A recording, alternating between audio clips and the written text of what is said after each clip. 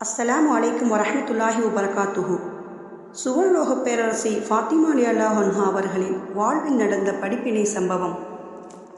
ஒரு நாள் ஒரு வேலையாக வெளியே சென்றிருந்த அலி ரலியல்லாஹு அவர்கள் கடுமையான பசியுடன் வீட்டுக்கு வந்தார்கள்.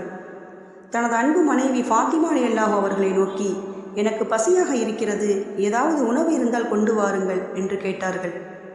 எனது அருமை கணவரே, வீட்டில் ஒரு கோதுமை மணி கூட இல்லை. 3 நாட்களாக இதே நிலைதான் நம் வீட்டில் என்றார்கள். அப்படியானால் இதை ஏற்கனவே என்னிடம் கூற வேண்டியதானே என்று கேட்டார்கள். தங்களிடம் எதையும் கேட்டு தொல்லை தரக்கூடாது, நான் எப்போதும் உங்களிடம் எதையும் கேட்டு உங்களை வெட்கமடைய வைக்கக்கூடாது என்று என் தந்தையார் உபதேசம் செய்துள்ளார்கள். அதனால் நான் தங்களிடம் அதை பற்றி கூறவில்லை என்று பதிலளித்தார்கள்.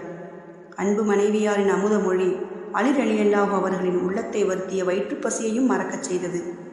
வாடிப்போயிருந்த சூவனுக்கு சுந்தர வதனம் மலர்ந்தது. இச்சம்பவத்தின் மூலம் நாம் அறிந்து கொள்ள வேண்டிய படிப்பினை: இன்று நமது பெண்மணிகள் கணவனிடம் உலகத்தையே விலை பேசி வாங்கி கேட்டு வெட்கமடைய செய்வதில் மிக கில்லாடிகளாக உள்ளார்கள். ஊரையே அரித்து கொண்டு வந்து வீட்டிலே கொட்டுங்கள் என வாதாடுவார்கள். வீட்டு தேவைக்கு கூட ஃபாத்திமா ரலியல்லாஹு அன்ஹா அவர்கள் கணவரிடம் ஏதும் வாங்கி கேட்கவில்லை. வாங்கி தந்தால் செய்து கொடுப்பார்கள், இல்லாவிட்டால் பட்டினியோடு இருப்பார்கள். குடும்ப விவகாரம் ஒருபோதும் அவர்கள் வீட்டை விட்டு வெளியே போகாது. இன்று கணவனின் வருவாய் அறிந்து செலவு செய்யும் பெண்கள் குறைவு. கேட்ட பொருள் வாங்கித் தரவில்லை என்றால் தெரு முழுவதும் கணவனை பற்றி இல்லாததும் பொல்லாததும் சொல்லித் திரியும் நன்றியற்ற பெண்மணிகள் ஏராளம் பெருகி வருகிறார்கள். இது நமது சமுதாயத்திற்கு ஆரோக்கியம் அல்ல. பெண்மணிகளே, சற்று சிந்தியுங்கள்.